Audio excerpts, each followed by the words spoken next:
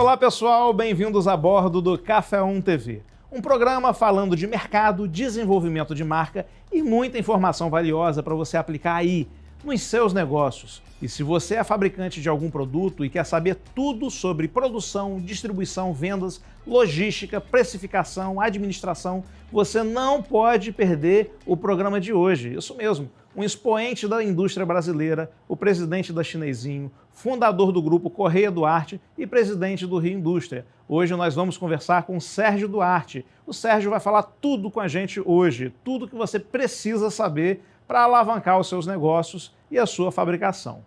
Seja você um grande, pequeno ou médio empresário, então nem pense em sair daí, porque o nosso analista Matheus Terra vai falar com você agora como está o retrato da indústria nacional. O setor de indústria de alimentos é um dos setores mais importantes para o segmento industrial. Hoje a gente vai conversar com o Sérgio Duarte, que é dono do grupo Chinesinho e também presidente da Associação Rio Indústria. É um grupo de empresários que acredita no potencial do Rio de Janeiro como um potencial para um polo industrial. Por isso, eles pleiteiam por um melhor ambiente de negócios, seja uma melhor infraestrutura, seja menos impostos para a indústria. Isso que a gente vai conversar hoje. Como criar um melhor ambiente de negócio para a gente retomar o setor industrial. De 2015 até hoje, 800 mil empregos de carteira assinada foram perdidos no Rio de Janeiro. Muitos perdidos foram do setor industrial. Além disso, se uma grande indústria se instalar no Rio de Janeiro todo mês, levaria 13 anos para recuperar o Parque Fabril do Rio de Janeiro. Então, é um tema urgente. E com o trabalho, com a liderança do Sérgio, já começou a reverter esse quadro e no último ano, o setor industrial do Rio de Janeiro apresentou um crescimento. Isso que a gente vai falar hoje. Fique com a gente.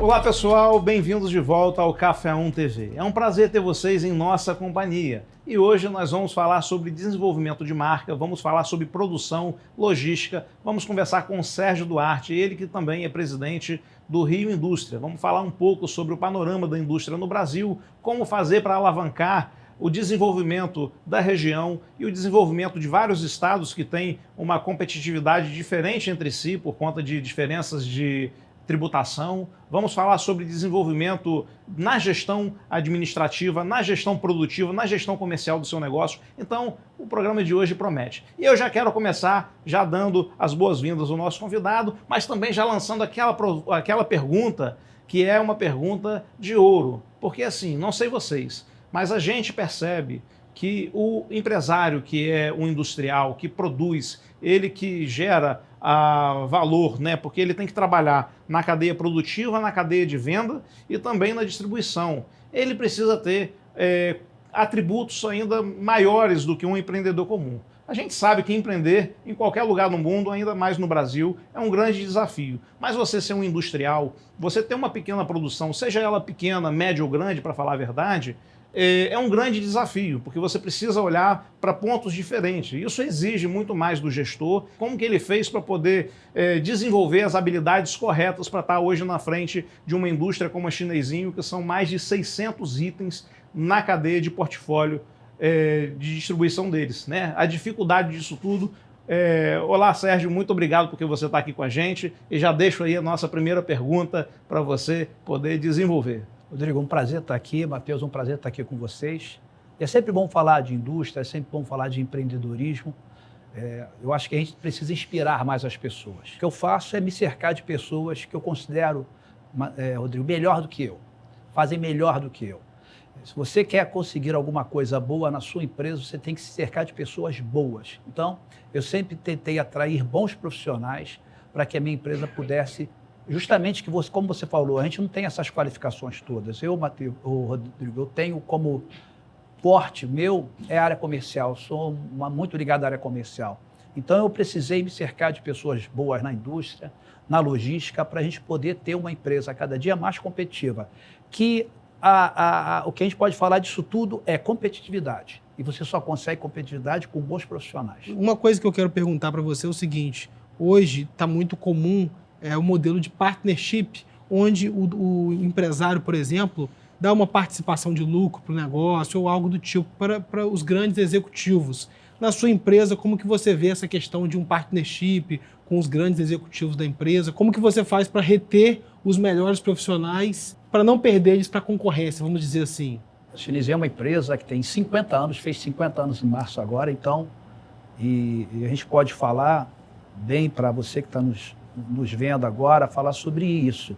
A empresa começou pequenininha, né? Hoje nós somos 500 colaboradores, temos 2 fábricas no interior do Rio de Janeiro, 600 produtos. Então, a gente fala assim, começou pequenininho, então eu posso dizer que a gente vem passando por todas as etapas, né? Eu sempre, quando os funcionários, os colaboradores chegam na empresa, eu sempre converso, quando eu tenho a oportunidade de conversar com eles, eu sempre falo, o que você quer ser na empresa, né? Você quer ser mais um?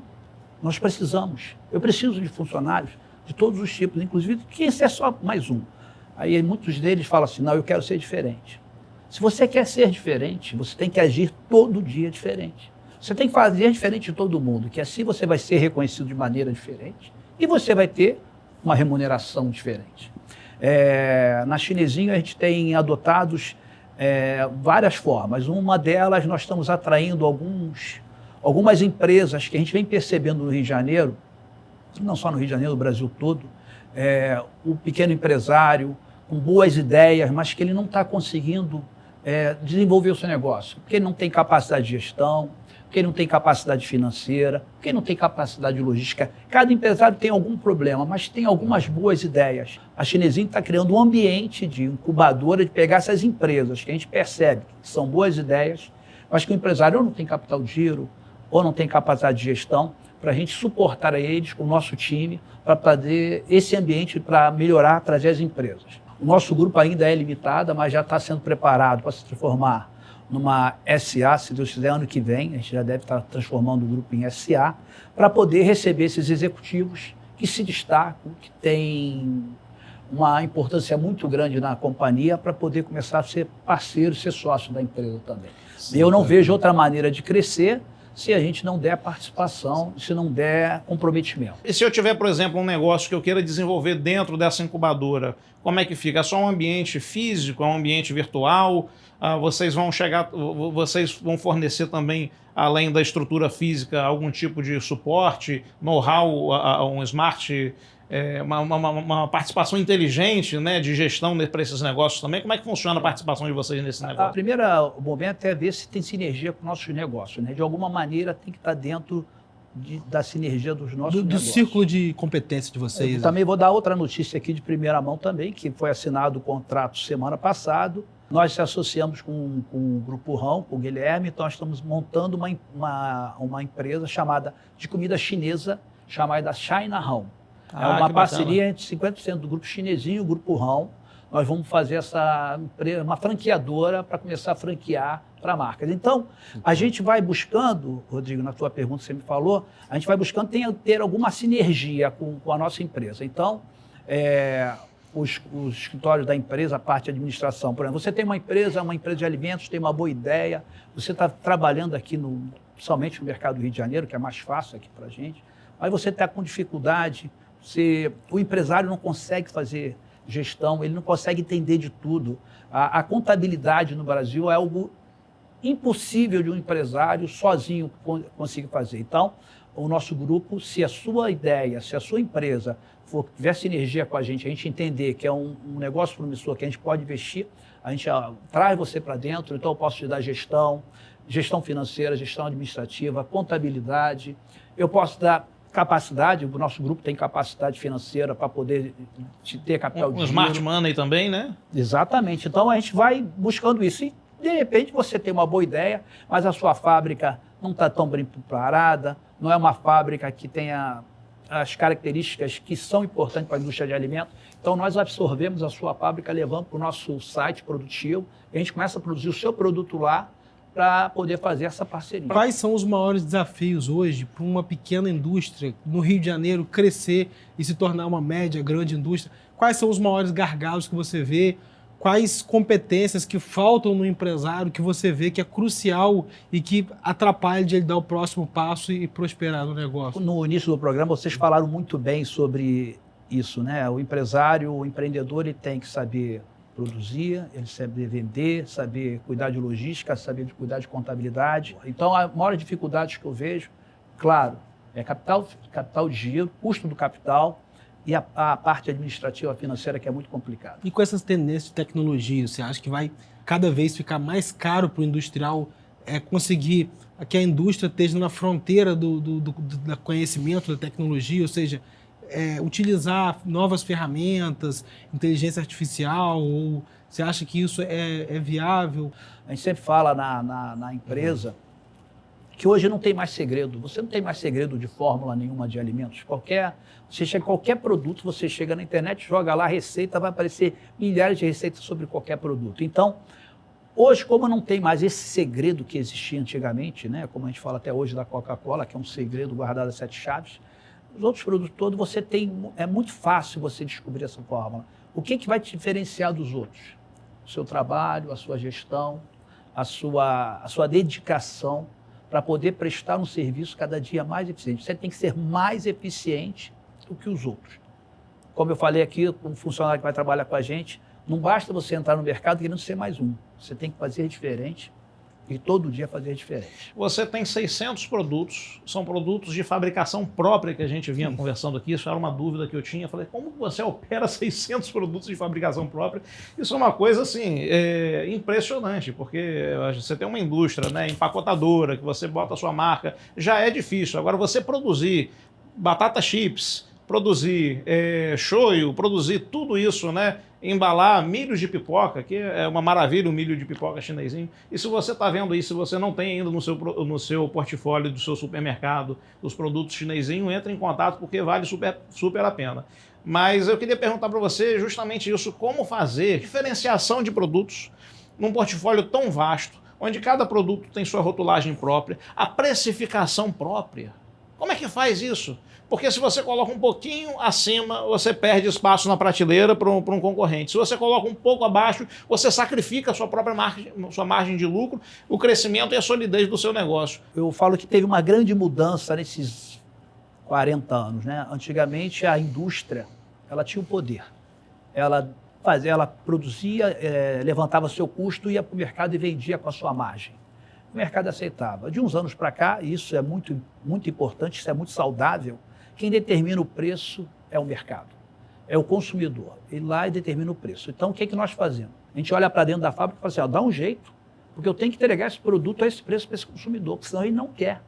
E o grande patrão é ele, é aquela dona de casa ou aquele senhor que está indo lá no supermercado buscar o pacotinho de produto para levar para sua casa. Ele é que é o grande patrão, ele é que determina tudo que vai ser feito ali atrás. Então, você tem um departamento só de pricing, que estabelece, que faz uma pesquisa nos PDVs, nos pontos de venda, e essa pesquisa está baseada no consumidor final e não no atacadista ou no supermercado. Não, na prateleira do supermercado. Na prateleira. Na prateleira do supermercado. Ali eu me posiciono com as marcas que eu quero competir, porque a gente tem competição em várias regiões, então tem um mercado que compete com a marca A, o outro mercado compete com a marca B, e como nós temos várias linhas, nós temos cereais, temperos, molhos, chás, semi-prontos, matinais, a gente tem uma infinidade de produtos.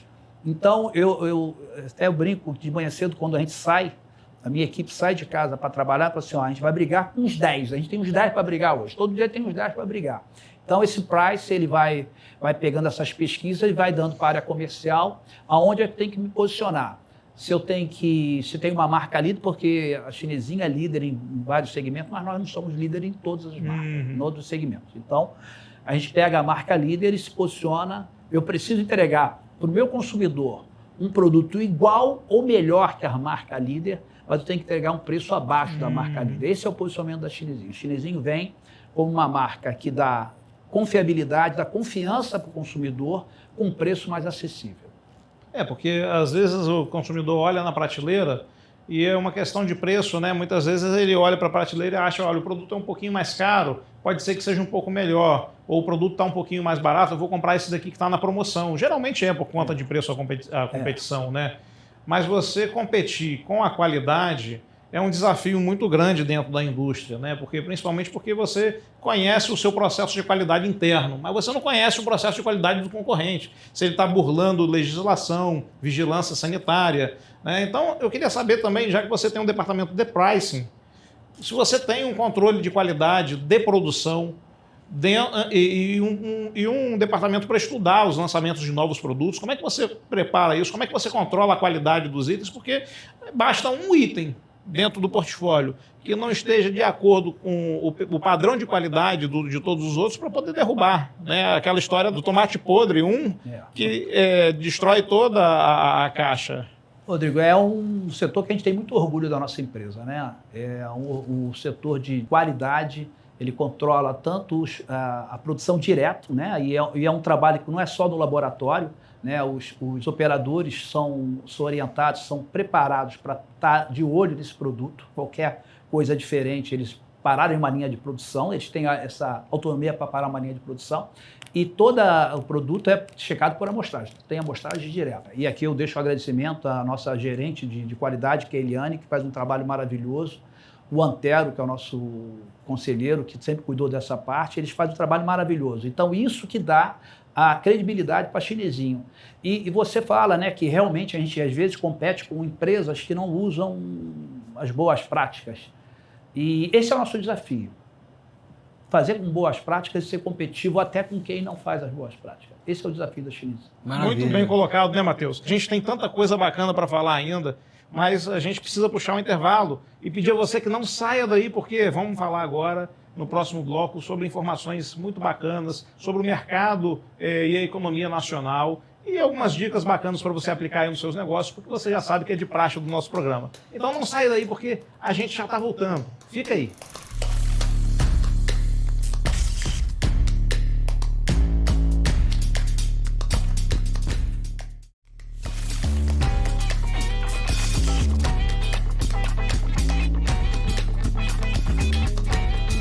Agora eu quero dar um recado que serve tanto para a pessoa física quanto para a pessoa jurídica. Uma água especial que é isotônica, alcalina e antioxidante. Ó, a água. Essa água hidrata o BOPE, o São Paulo Fashion Week, o Flamengo, o Corinthians e mais 13 clubes de futebol. Prêmios de design, patente internacional por uma tecnologia feita aqui, no Brasil. Saúde em forma de água para pessoas comuns e para atletas. E como negócio, você pode revender Ó, a água na sua região.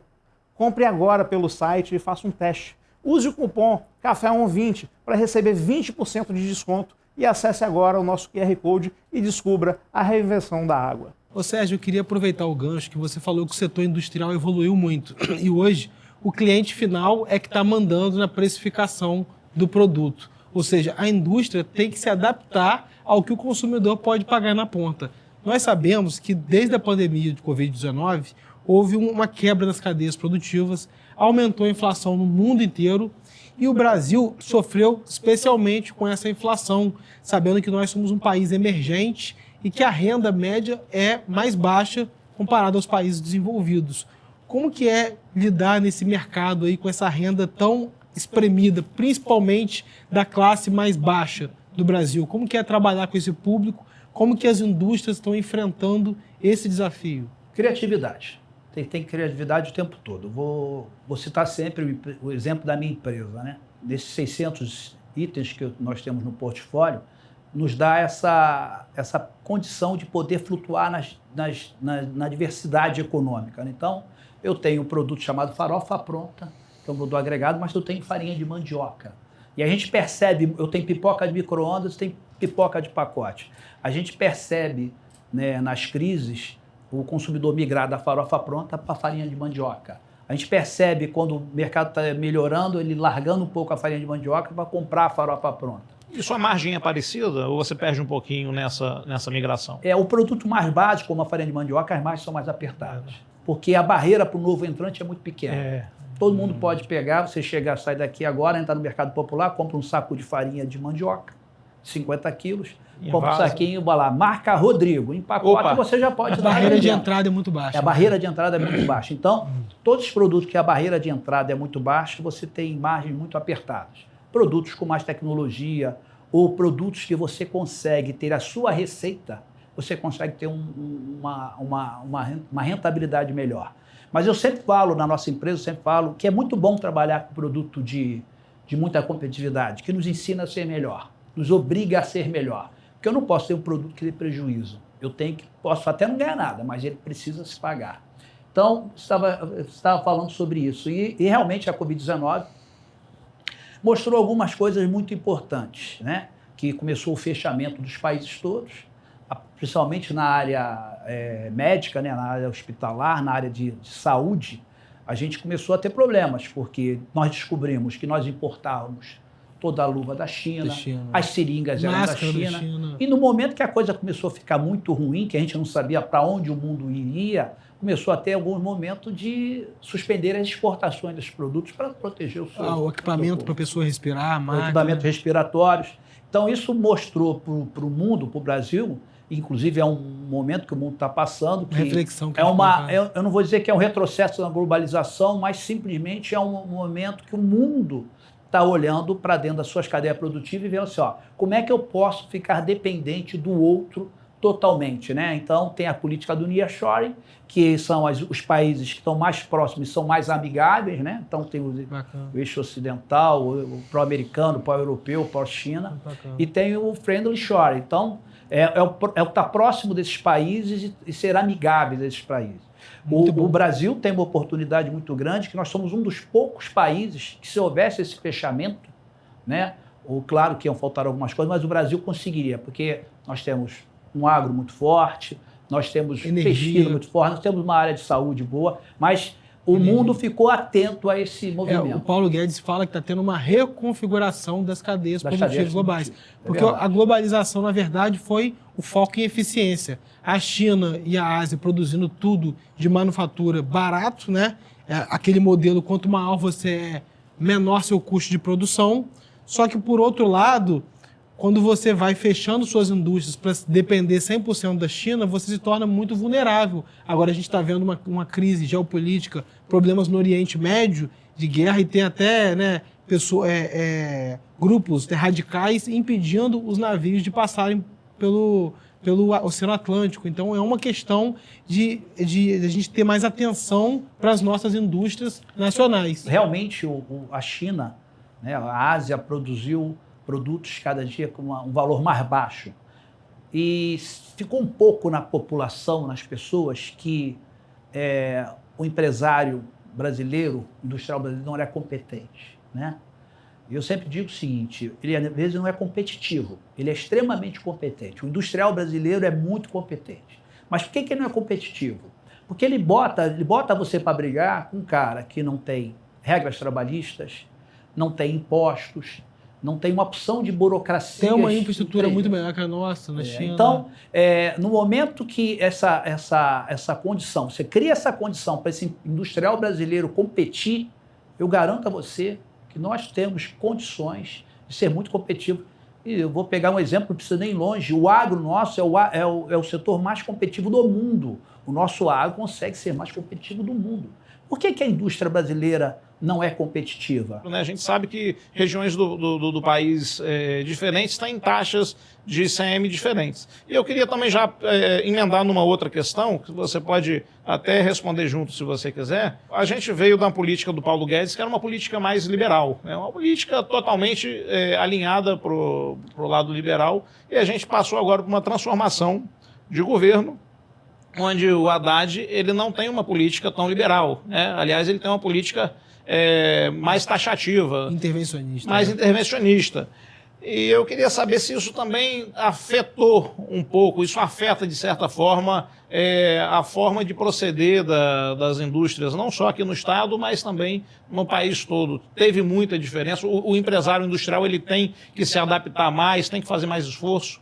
O Brasil é um país que, por conta da disputa, né, fiscal, a guerra fiscal, ele levou que a gente se instalasse empresas em lugares distantes, porque a lógica tributária valia mais a pena do que a lógica econômica, a lógica logística. Quer dizer, eu levava uma empresa para o interior do país, tendo o mercado consumidor aqui. Então, qual é a lógica que faz você levar uma indústria para o centro-oeste, às vezes? É a lógica tributária. Então, isso criou algumas distorções. Claro que eu também entendo, Rodrigo, que o interior precisa competir também. E tem que ter uma política que seja clara, a regra seja bem clara, não pode ser distorcida, né? Você vê, o Rio de Janeiro hoje ele tem um ICM de 22%, alíquota básica. eu vou competir com outros estados que tem ali que está 18, 19, isso cria um peso, um custo a mais para o empresário fluminense, né? Isso é uma condição. A gente também entende, Rodrigo, que o Estado precisa ter recursos para investir em segurança, para investir em saúde, investir em educação, mas a gente precisa entender que toda vez que você tributa demais a indústria tem um problema muito sério. A indústria se desloca, a indústria anda. Eu gosto de citar o exemplo, quando você resolve cortar um cabelo, pode custar R$100 no Rio de Janeiro, R$10 em São Paulo e R$1 na China. Você não vai cortar na China porque ele custa R$1. Você vai cortar aqui, chateado, reclamando, mas você vai cortar aqui. Agora, o pente pode estar sendo produzido na China. O shampoo pode estar sendo produzido em outro estado.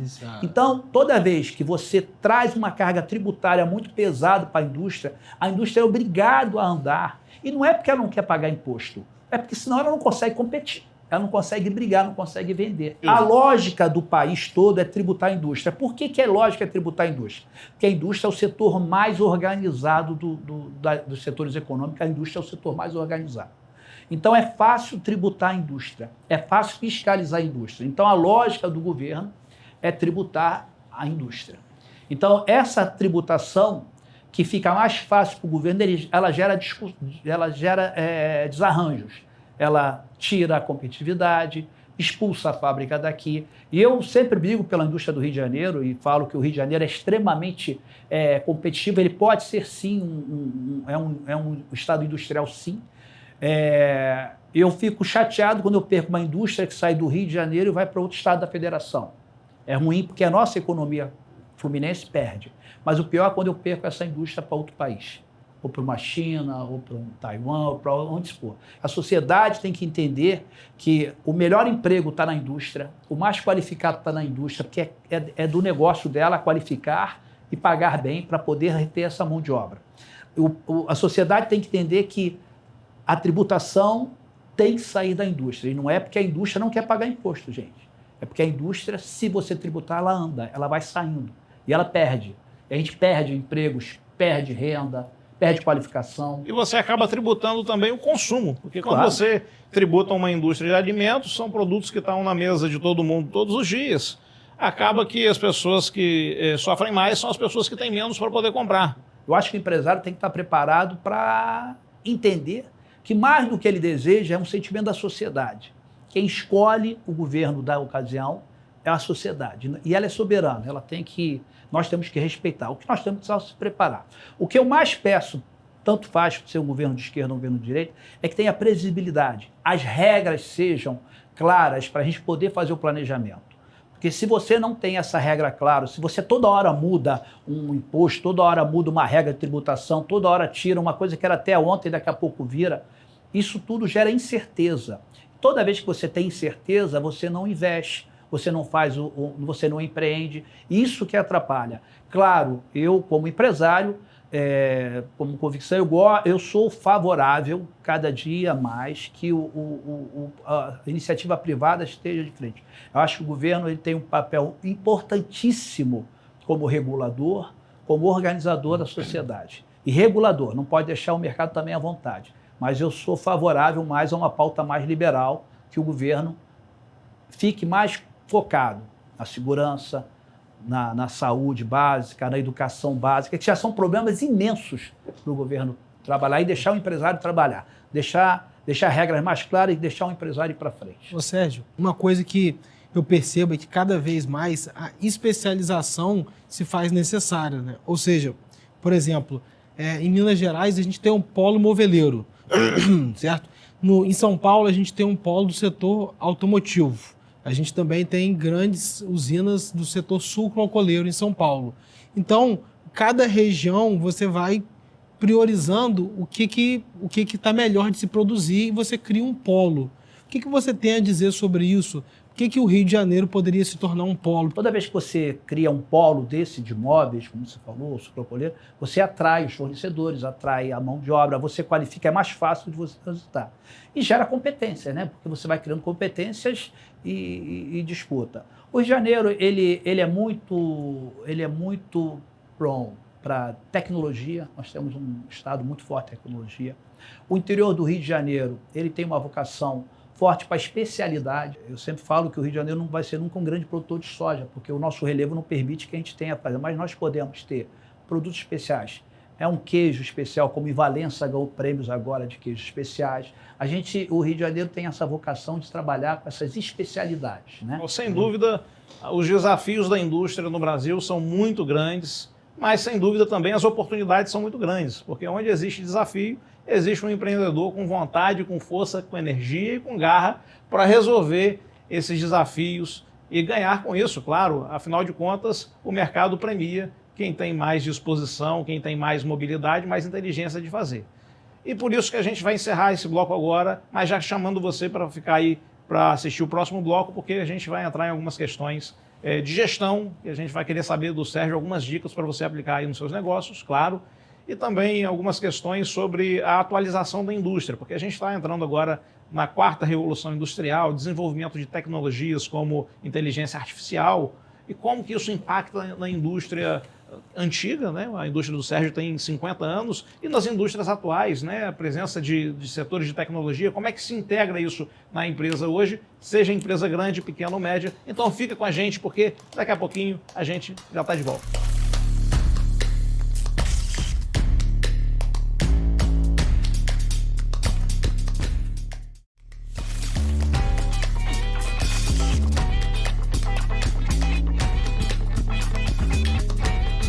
Pessoal, bem-vindos de volta ao Café On TV. Você está a bordo de um programa que fala de negócios, de desenvolvimento de marca e informações relevantes para você aplicar aí nos seus negócios. E hoje a gente está conversando com o Sérgio Duarte, ele que é um industrial de uma empresa que está completando 50 anos. Olha, é um desafio tremendo, uma empresa tão longeva, lucrativa e uma empresa que tem um portfólio de mais de 600 produtos. E claro que eu não poderia deixar a passagem dele por aqui acontecer sem a gente extrair dele algumas informações para você conseguir estruturar a sua operação. Afinal de contas, você sabe que todo negócio ele começa pequeno e ele tem assim as mesmas configurações. Um negócio ele precisa se apoiar num tripé de administração, um tripé comercial e também um tripé técnico. Mas quem trabalha com produtividade, com produção, quem fabrica, já precisa de qualidades mais específicas também, né? E eu queria saber do Sérgio como estruturar, Sérgio, para quem tem uma pequena produção, uma média produção, quais que são os caminhos para poder estruturar isso de forma equilibrada, de forma rentável e sem colocar os pés pelas mãos, né? Afinal de contas, você é um dos grandes gestores do Brasil e eu queria saber de você quais são as dicas de ouro que você tem para poder passar para a nossa audiência. Primeiro recado, se cerque de pessoas boas, se cerque de bons profissionais. Procure, dentro do seu tamanho evidente, procure se cercar de bons técnicos que sejam complementos às suas competências, né? Que complemente as suas competências. Tenha um bom sistema de gestão. Hoje tem vários sistemas de gestão que são muito em conta para o empresário poder aplicar. E tem que se informatizar, não tem jeito. A informação é tudo hoje. Eu digo o seguinte, capital hoje não é o principal problema da empresa. Apesar de ser um custo alto, ele não é o principal. O problema são pessoas. Você tem que reter talentos, você tem que ter boas pessoas com você. Porque o que manda no mundo é a informação.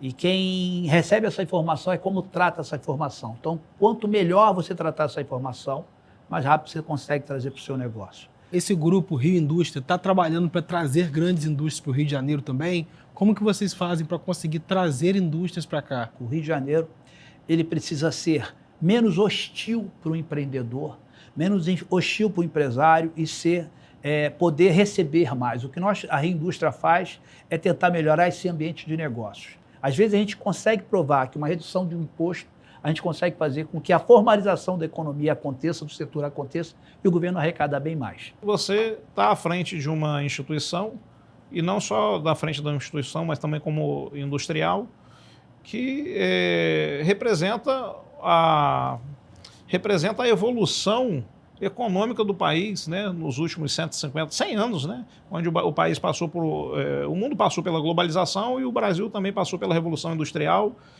E hoje a gente está atravessando o que muitos diriam que é a terceira ou quarta revolução industrial, que é a era não só da internet, mas a era da evolução da internet com a inteligência artificial.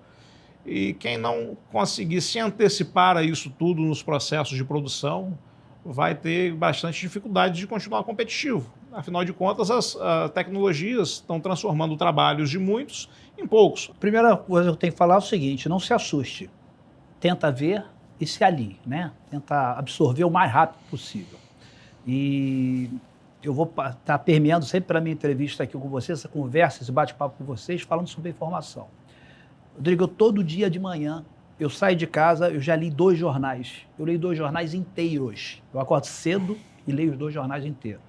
Eu preciso ter informação. Eu preciso saber o que está acontecendo. Eu preciso saber as ameaças e as oportunidades que vão acontecendo. Como eu falei desde o início, precisa ter informação e tratar a informação.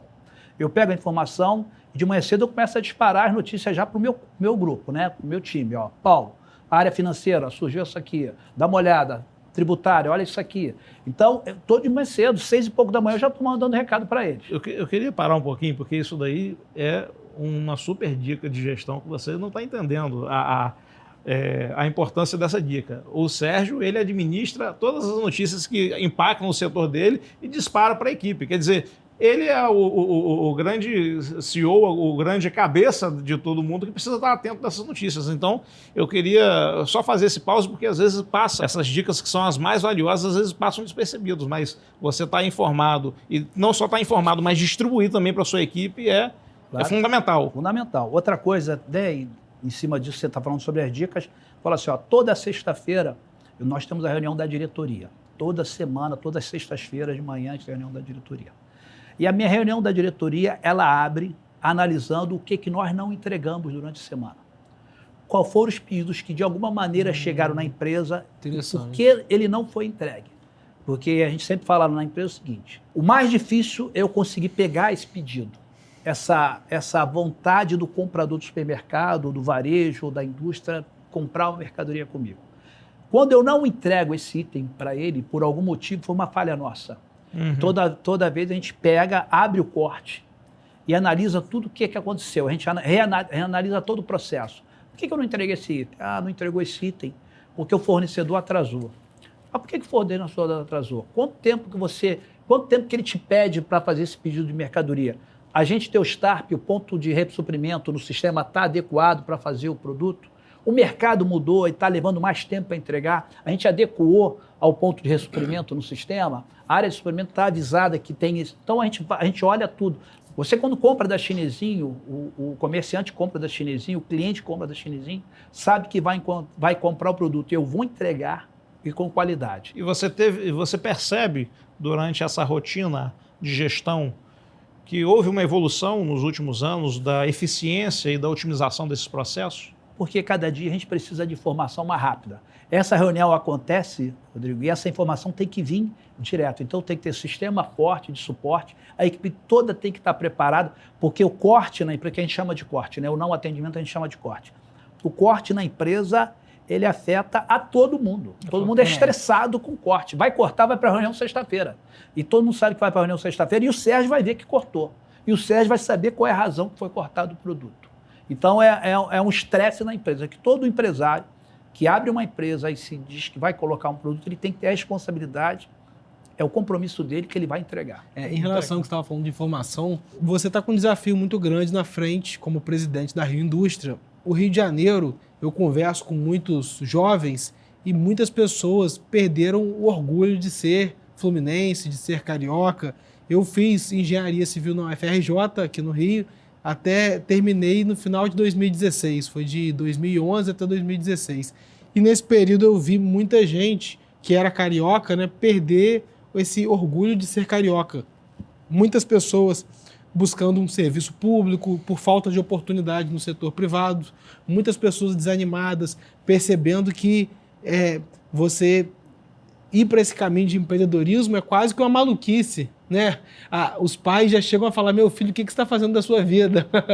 E realmente, assim, o que é tão difícil assim de empreender? Qual o conselho que você pode deixar para os jovens e para quem está começando a empreender, para as pessoas de 20, 30 anos que estão no Rio Rio de Janeiro, muitas vezes estão fazendo a transição de carreira, estão desanimados. Não só no Rio, né, Matheus? No Brasil todo, Brasil né? todo, é. O primeiro recado que eu dou, e eu falo isso para meus filhos, claro que eu gostaria que meus filhos viessem trabalhar na nossa empresa, mas eu quero que o mais importante para mim é que eles sejam felizes. Então, primeiro eu quero falar assim, ó, busque a sua felicidade. E sobre a crise do Rio de Janeiro que a gente fala, o carioca, o fluminense, tem que entender que não basta ficar sentado reclamando. Ele tem que participar. De alguma maneira ele tem que participar. Eu participo de uma entidade associativa, vocês estão aqui fazendo parte de um programa tentando disseminar conhecimento, tentando valorizar, melhorar o Rio de Janeiro. O carioca, o fluminense, ele tem que vir, ele tem que participar, seja politicamente, seja através de uma entidade. Ele tem que mudar, não basta só ficar reclamando e dizendo que está tudo ruim. Tem que participar. Os desafios são enormes, o desafio é muito grande. Enorme. É um Segurança estado pública, complexo, né? O Rio de Janeiro é um estado complexo, mas também é um estado cheio de oportunidades. Eu gosto de usar o exemplo da minha empresa, que todo mundo fala que o Rio de Janeiro não é competitivo para você instalar uma indústria. Eu tenho uma indústria instalada no interior do Rio de Janeiro, que tem 600 produtos em linha, e eu vendo eles todos, sou competitivo em todos eles. Então, eu digo assim, o Rio de Janeiro é industrial, sim. O Rio de Janeiro tem condições de receber uma indústria, sim. Nós temos o segundo melhor estado em termos de educação, com entidades de ensino. Nós temos entidades de pesquisas aqui muito fortes, muito importantes. Segundo o maior mercado consumidor, né? Nós temos portos, nós temos aeroportos, nós estamos a 500 quilômetros de 50% do PIB do Brasil, está a 500 quilômetros do Rio de Janeiro. Então, o Rio de Janeiro reúne condições, sim, para atrair uma indústria. O Rio de Janeiro reúne condições, sim, de manter essa indústria. O que precisa também é o empresário entender que ele não pode ficar só atrás da mesa dele, achando que só tocar o negócio. Ele tem que participar. O governo do Estado, com todos os seus desafios, com todas as dificuldades, é um governo fácil de interlocução, a gente consegue conversar, consegue trazer os pontos, ele é fácil de lidar. Agora, tem as características e as dificuldades, mas o meu principal recado é seja feliz e participe da vida coletiva. Excelente. Maravilhoso, maravilhoso. Olha, infelizmente o programa nosso está chegando ao fim, né, Matheus? Mas o episódio de hoje foi sensacional. A gente conseguiu aproveitar em pouco tempo para poder colocar várias informações relevantes, né? A gente falou de desenvolvimento econômico regional, desenvolvimento nacional, dicas para empreendedores. E você pode sempre contar com isso com o nosso programa. Então, toda semana um episódio novo do Café 1 TV, onde você é muito bem-vindo. E a gente quer aqui agradecer muito a presença aqui do Sérgio, porque a gente sabe que ele tem uma agenda muito ocupada e esteve aqui, né, num ato altruísta também para disponibilizar essas informações para vocês. Então, vocês podem acompanhar todos os nossos episódios e também as nossas redes sociais, onde a gente vai colocar cortes desse programa de hoje para você não perder nenhum detalhe. É isso aí, Sérgio. Muito obrigado pela presença hoje. Foi um programa excelente com você aqui. Falou, Sérgio. Rodrigo, Matheus, muito obrigado. Parabéns pelo programa. Foi um prazer estar com vocês aqui. Espero que a gente ajude. Grande abraço.